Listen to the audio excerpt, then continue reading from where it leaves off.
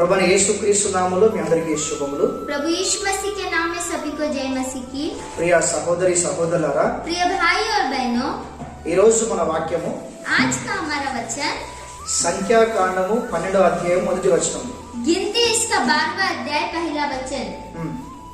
मूसा ने एक कूशी स्त्री के साथ विवाह कर लिया था, इसलिए मरियम और हारून उसकी उस विवाहित कूशी स्त्री के कारण उसकी निंदा करने लगे। దేవునికి స్తోత్రం. హల్లెలూయా. हालेलुया।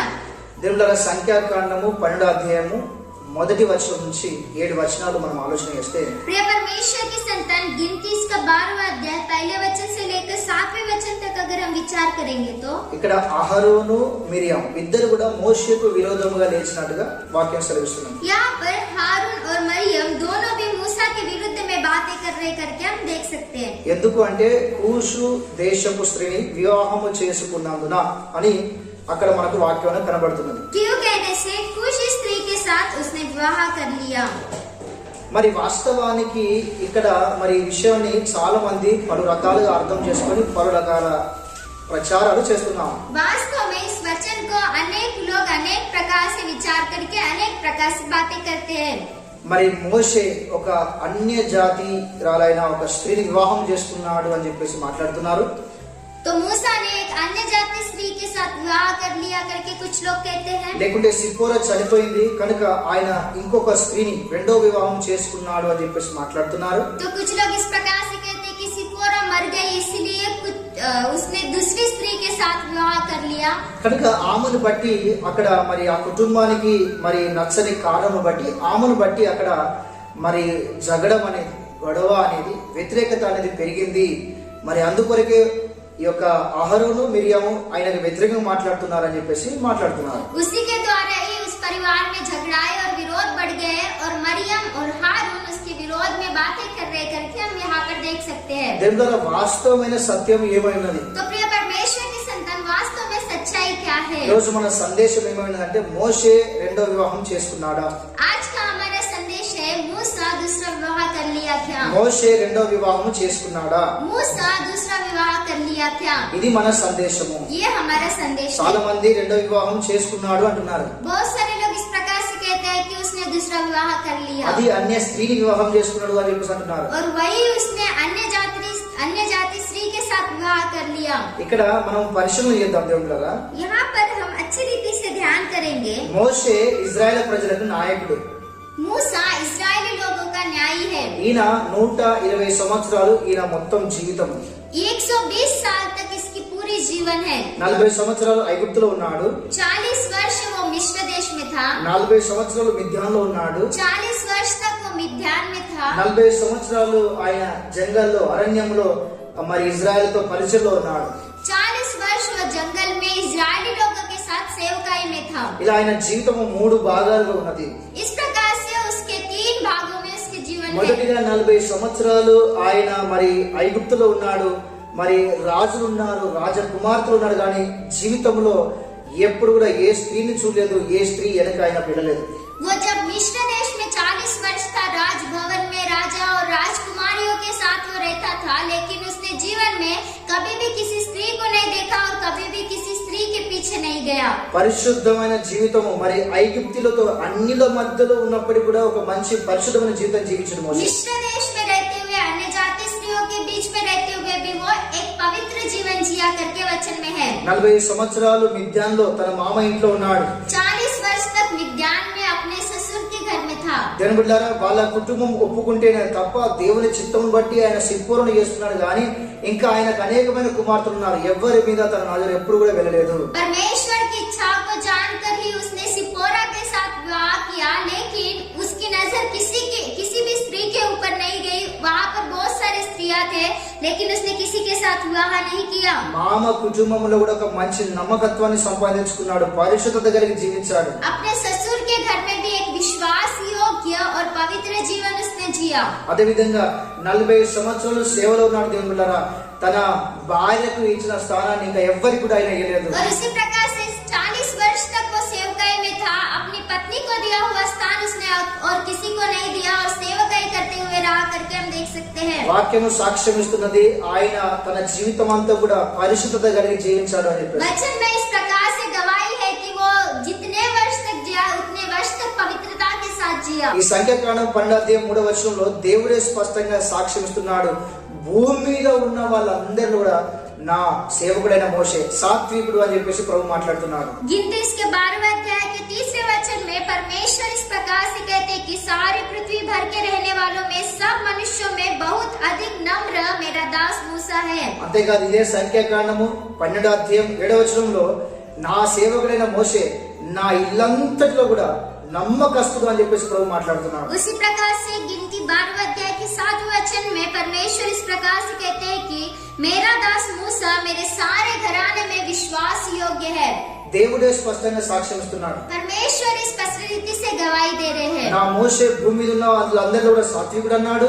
मेरा मूसा सारे संसार के पृथ्वी पर रहने वाले के मनुष्यों में अधिक नम्र है कहा।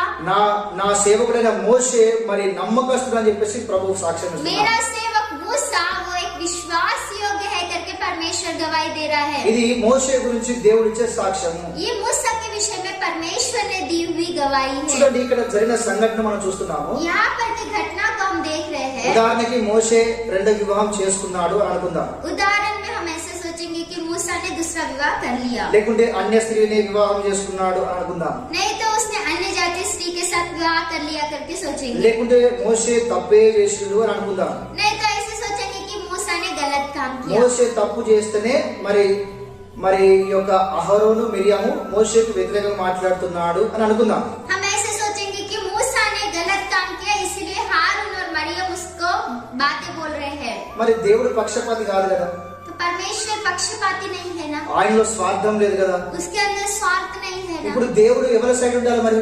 परमेश्वर किसके बाजू में रहना चाहिए? మరి ఇక్కడ లెక్క ప్రకారము అహరోను మిరియాము సైడ్ దేవుడు ఉండి మాట్లాడాలి.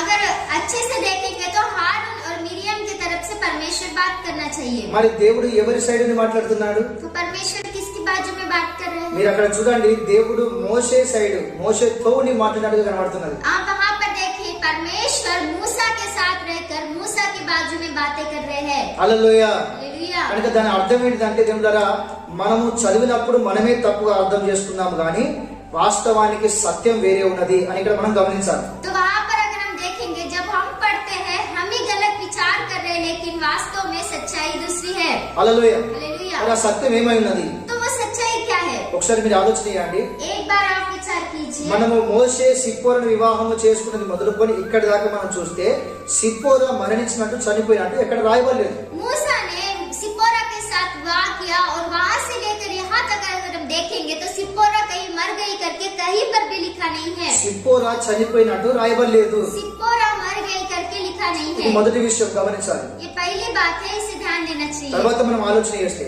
दूसरी बात को अगर हम ध्यान देंगे तो ధర్మశాస్త్రం రాసిందే మోషే. व्यवस्था को मूसा ने लिखा।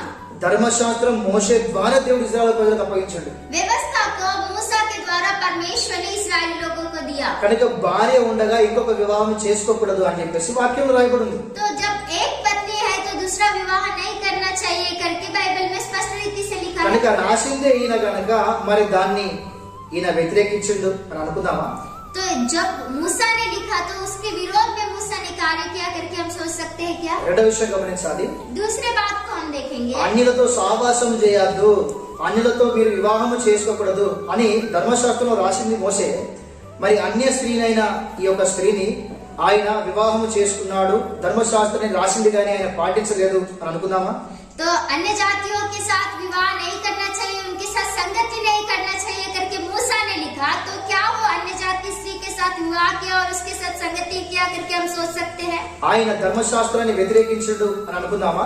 उसने व्यवस्था के विरोध में काम किया करके हम कह सकते हैं क्या? మీరు ఆలోచన చేయండి, आप विचार ఇది कीजिए, ఎలా సాధ్యం కావచ్చు? ये कैसे संभव हो सकता है? ధర్మశాస్త్రం రాసింది ఆయనే, व्यवस्था को उसने लिखा, ధర్మశాస్త్రాన్ని 10 మందికి ఇజ్రాయెల్ ప్రజలకు ప్రకటించింది ఆయనే. इजरायली लोगों को व्यवस्था को उसी ने दिया। అదేవిధంగా సిప్పోరా మరణించినప్పుడు ఇక్కడ రాయబడలేదు. उसी प्रकार से सिप्पोरा मर गई करके कहीं पर भी लिखा नहीं। మరి ఆయన రెండో వివాహం చేసుకున్నాడు అని చెప్పేసి దేవుని ఆజ్ఞను అతిక్రమించాడు అని చెప్పేసి అన్యులతో సహవాసం చేశాడు, అన్యులను వివాహం చేసుకున్నాడు అని చెప్పేసి మనం ఎలా చెప్పాలి? तो अन्य जाति लोगों के साथ उसने विवाह किया, उनके साथ साथ संगति किया और उनके साथ रह करके हम कैसे कह सकते हैं? అంతేకాదు ఇక్కడ దేవుడు మోషే సైడ్ నుండి మాట్లాడుతున్నాడు. उतना ही नहीं, लेकिन यहाँ पर परमेश्वर मूसा की बाजू में होकर बातें कर रहे हैं. ఇక్కడ సత్యం ఏంటిది అంటే यहाँ पर सच्चाई क्या है कहने ఒక से వాక్యం చదువుకుందాము. एक वचन को पढ़ेंगे. హబక్కూకు గ్రంథము 3వ అధ్యాయము 7వ వచనం. हबक्कुक इसका 3रा अध्याय 7 वचन. मुझे कूशान के तंबू में रहने वाले दुख से दबे दिखाई पड़ते हैं और मिद्यान के देश के डेरे डगमगा गए. ఓకే, దేవునికి స్తోత్రం. హల్లెలూయా. हालेलुया. ఇంకో వాక్యం చదువుకుందాము. ఇదే సంఖ్యాకాండము 10వ అధ్యాయము 29వ వచనము.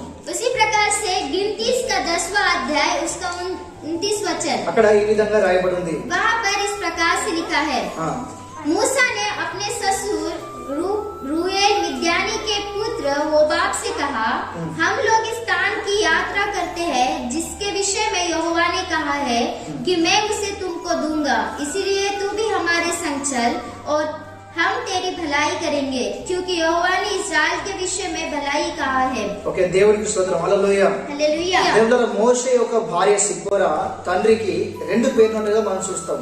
प्रिय परमेश्वर की संतान मूसा के पत्नी सिप्पोरा के पिता को 2 नाम है करके हम देख सकते हैं. ఆయన మిద్యాను యాజకుడు. ఆయన वो मिद्यान का एक याजक है. ఆయనకు రగుయేలు అదే విధంగా ఇత్రో అని 2 పేర్లు ఆయనకు ఉన్నాయి.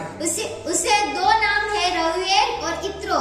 ఈ మిద్యాను దేశం ఎక్కడున్నది అంటే ये मिद्यान देश कहाँ पर है कहने దేవుళ్ళ से? ఈ కూషు దేశము మిద్యాను దేశము 2 కూడా పక్క పక్కనే ఉన్నాయి. ఇంతకుముందు మనం చదువుకున్న వాక్యంలో రాయబడి ఉంది.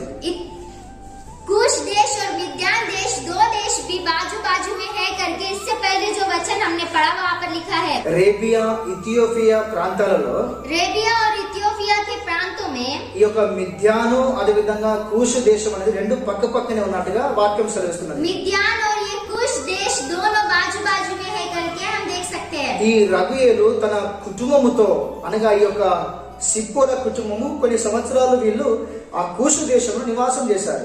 ये रउएल और उसका पुत्र सिप्पोरा का परिवार कुछ साल के लिए वहाँ पर कुश देश में निवास कर रहे थे करके लिखा है. కనుక వీళ్ళు కూషు దేశానికి సంబంధించిన వాళ్ళు అని కూడా వీళ్ళు సాక్ష్యం పొందారు.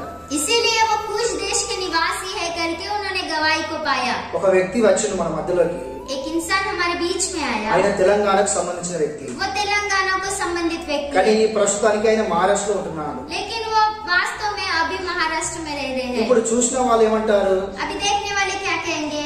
ఈయన తెలంగాణకు సంబంధించిన వ్యక్తి అని గుర్తెరిగిన వారు తెలంగాణ సంబంధించిన వ్యక్తి అని సాక్ష్యం ఇస్తారు. ये तेलंगाना का व्यक्ति है करके ध्यान देने वाले वो लोग कहेंगे कि ये तेलंगाना का व्यक्ति है. లేదు మహారాష్ట్ర వ్యక్తి అని గుర్తెరిగిన వాళ్ళు లేదు ఈయన మహారాష్ట్ర వ్యక్తి అని చెప్తారు. नहीं तो कुछ लोग इस प्रकार से कहेंगे कि ये महाराष्ट्र का व्यक्ति है करके वो कुछ लोग कहेंगे. కానీ వ్యక్తి ఒక్కడే.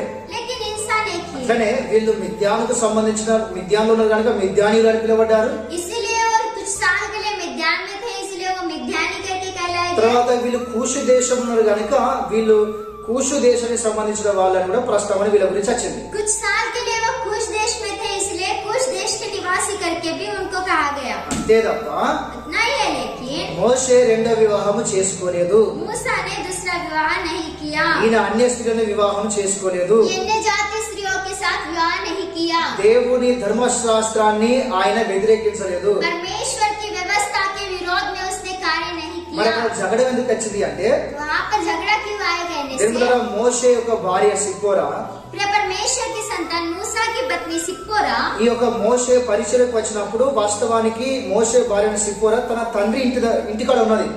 जब मूसा सेवकाई के लिए आया था तब उसकी पत्नी सिप्पोरा अपने पिता के घर में थी. కానీ తర్వాత తన తండ్రి అయిన రగుయేలు సిప్పోరాను తీసుకొని వచ్చి పిల్లలతో సహా మరి మోషే దగ్గర పెడతాడు. उसके बाद रउएल अपनी बेटी सिप्पोरा और उसके पुत्रों को लेकर वहाँ पर मूसा के पास लेकर आया. కనుక భార్య మరి తన భర్త అయిన మోషేతో నిలబడము మోషేతో నడవడము మరి చేసేసరికి ఈ యొక్క మోషే యొక్క అన్నయ్య అయిన అహరోను మరి మోషే అక్కయ్య అయిన మిరియాము ఆమెను చూసి వీళ్ళు తట్టుకోలేకపోయారు.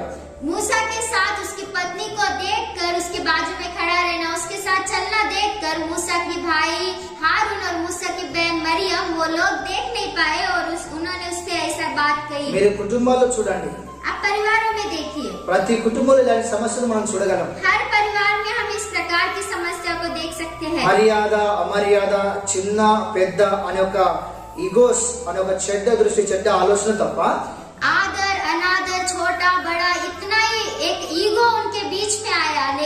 అంతే తప్ప इतना ही है, लेकिन ఎరుపులరా ఈయన రెండో వివాహం చేసుకున్నందుకు అక్కడ ఈ యొక్క మిరియామును అహరోను ఆయనకు వ్యతిరేకంగా మాట్లాడడం అనేది కాదు. प्रिय परमेश्वर की संतान, उसने दूसरा विवाह कर लिया करके मिरियम और हारून बातें कर रहे करके नहीं है. అందుకొరకే మోషే పక్షమున దేవుడు నుండి అక్కడ మాట్లాడుతున్నాడు. इसीलिए मूसा के साइड में परमेश्वर रहकर बातें कर रहे हैं. దేవుడు అన్యాయస్తుడు కాదు, परमेश्वर अन्याय करने वाला नहीं है, ఆయన న్యాయవంతుడు. वो न्याय करने वाला है. అందరికి సమానంగా న్యాయం చేసే దేవుడు ఎవరు? सभी को समान रीति से न्याय करने वाला परमेश्वर है. ఆయనలో స్వార్థం లేదు, उसके अंदर स्वार्थ नहीं ఆయన है, మంచి దేవుడు. वो अच्छा परमेश्वर है. కనుక ఆయన మోషే గురించి గొప్ప సాక్ష్యం ఇస్తున్నాడు. इसीलिए वो मूसा के विषय में अच्छी गवाही दे रहे మోషే हैं. అలా ఉన్నాడు కనుక దేవుడు సాక్ష్యం ఇచ్చాడు. मूसा वैसा है, इसलिए परमेश्वर ने गवाही दी. కనుక మరి మనం కూడా మరి ప్రభులో చక్కగా నడుచుకోవాలి. इसीलिए हमें भी प्रभु में अच्छे से चलना चाहिए. దేవుని సాక్ష్యం పొంది లోకంలో మనం బ్రతకాలి. परमेश्वर की गवाही को पाकर हमें संसार में चलना चाहिए. దేవుడి మాటలు దీవించును గాక. परमेश्वर इन बातों को आशीष दे.